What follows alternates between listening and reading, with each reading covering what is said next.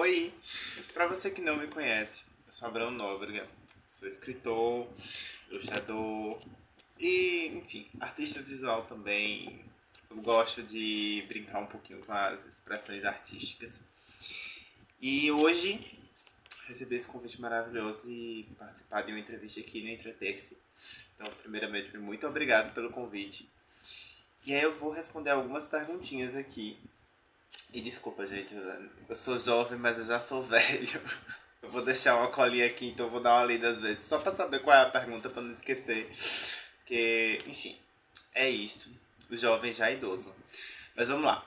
Primeiramente, como foi o meu processo para me identificar como leitor e depois como escritor? Olha, assim, eu brinco que eu já escrevia antes mesmo de saber o que era a escrita, porque desde muito criancinha eu já gostava de colocar para o mundo algumas histórias, coisas bem bagunçadas e aleatórias da minha cabeça.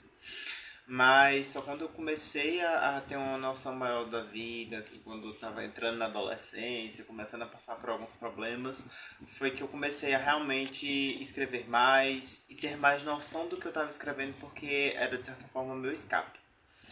E aí, mais ou menos por volta dos 18 anos, foi quando eu comecei realmente a escrever, de fato, assim, de querer construir histórias mais complexas que tivessem começo, meio e fim, enfim, que realmente fossem produções para que viessem a se tornar livros inteiros. E em relação à leitura, então, eu tinha certo trauma em relação à leitura, porque eu tinha um problema por causa da escola, de ser forçado a ler e tudo mais, enfim. Isso não funcionou muito bem pra mim. E eu só vim criar realmente gosto pela leitura por volta dos 16, quando eu comecei a ler a série de Percy Jackson. E depois disso eu virei uma traça, eu devorava livro assim, direto. O que é engraçado, porque até os 16 eu já tava escrevendo, mas eu ainda não tinha tanto hábito de leitura. Isso veio mudando ao longo do tempo e hoje em dia eu tenho um hábito bem consolidado. Mas vamos lá, próxima pergunta. Vimos que O que Restou de Mim é um projeto muito pessoal e autobiográfico. O que esse livro significaria para mim? Então, ele é muito importante por vários motivos. O primeiro é porque a maior parte dos textos que a gente tem ali foram escritos durante o meu processo de luto, depois do término do meu noivado. Então daí já dá para ter uma noção sobre como o livro é um pouquinho, assim, um pouquinho pesado em alguns aspectos sentimentais. Fora que, tipo, ele é organizado em 5 partes. E nessas 5 partes a gente meio que vai acompanhando esse processo que a gente vivencia. Então, inicialmente a gente tem a dor, depois a gente tem assim a possibilidade de novas paixões, depois vamos para a saudade, para a desordem. Então, assim, a gente tem várias reflexões envolvidas e o livro termina com algumas prosas que são mais livres, mas mesmo assim tem algumas reflexões envolvidas dentro do aspecto de luto pelo um término.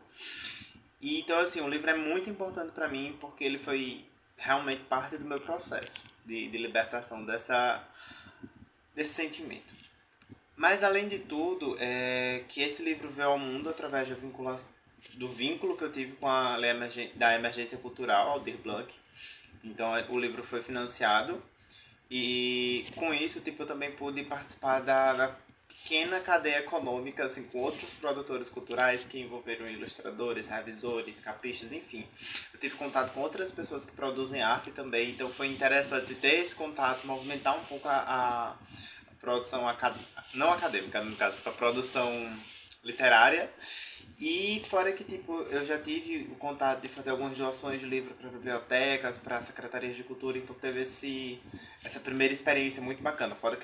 Fora que ele é o meu livro de lançamento, né? Foi tipo a minha primeira publicação solo, então ele sempre vai ter um lugar bem guardadinho aqui no meu coração. Próxima pergunta. Vimos que Violeta recebeu várias avaliações e resenhas incríveis na Amazon. Você costuma ler os comentários dos seus leitores? Então, sim. Sim, eu sou muito. Primeiramente, eu queria agradecer muito para todo mundo que chega, lê o livro, se identifica e deixa um tempinho, guarda um tempinho para deixar uma mensagem ali. Então, eu sou muito grato às pessoas que, enfim, tiraram um tempinho para falar alguma coisa sobre o livro, do que marcou de alguma forma. E eu também não vou negar que eu dou uma pequena stalkeada nas pessoas lá no Scooby, que dá para acompanhar o processo de leitura, dá para as pessoas irem postando seus históricos, então assim, dá para acompanhar realmente todo o momento, assim, de ver o que eles estão achando. Então, assim, eu sou a pessoa que dá uma stalkeada, assim. E eu sempre tento interagir, inclusive, porque eu acho isso uma coisa super legal, assim, a possibilidade da gente poder interagir com leitores e a mesma forma dos leitores poderem interagir comigo. Então, assim, eu já fiz algumas amizades de pessoas que estavam lendo minhas obras, então é uma coisa bem interessante. Eu gosto muito e eu acho muito importante ter esse contato também. Próxima pergunta. O livro que ele perdeu é a sua publicação mais recente. O que você espera que seus leitores sintam com essa obra? Então, a principal coisa é que eu espero que as pessoas vão rir bastante, assim, porque, como na parte um, sim, estou dando um spoiler, vai ter uma continuação, a gente acompanha a história sobre o ponto de vista de Kael. E Kael, ele é muito desbocado, então ele faz muita piadinha, usa muita gíria, então, assim, quem é da região paraibana nordestina, possivelmente, vai se identificar muito com ele nas gírias que ele utiliza, que são gírias bem locais. E como ele é um personagem muito reverente, tipo, ele me arrancou várias risadas durante a escrita, mas tirando esse ponto, assim, que eu espero que as pessoas deem boas risadas, eu espero também que as pessoas possam refletir um pouquinho sobre alguns pontos que são abordados, algumas questões sociais, sobre afetividade, sobre corpos fora de padrão. E tem umas outras coisinhas que eu não posso contar, porque senão é um spoiler, assim, o senhor spoiler, eu não vou dar esse desprazer pra ninguém. Vou deixar vocês na curiosidade para lerem o meu livro. E vamos terminar aqui na última pergunta. Se eu pudesse mandar um recado pro meu eu do passado, o que eu diria? Caramba, essa é uma pergunta um pouco difícil. Mas eu diria, se permita. É mais que qualquer outra coisa. Faça isso, não faça aquilo. Não, eu diria pra se permitir errar, quebrar a cara, fazer tudo que tem vontade, que foi reprimido pra não magoar outras pessoas, por uma preocupação excessiva com as outras pessoas.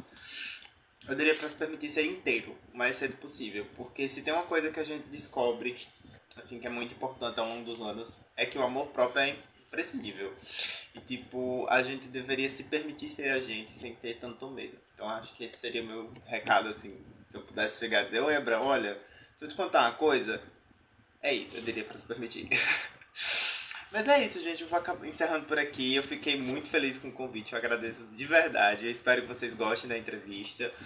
E podem entrar em contato comigo. Eu vou adorar conversar com vocês. Podem me encontrar no Instagram, abstrações.poéticas. Vocês vão me achar ali. Eu quase sempre estou online.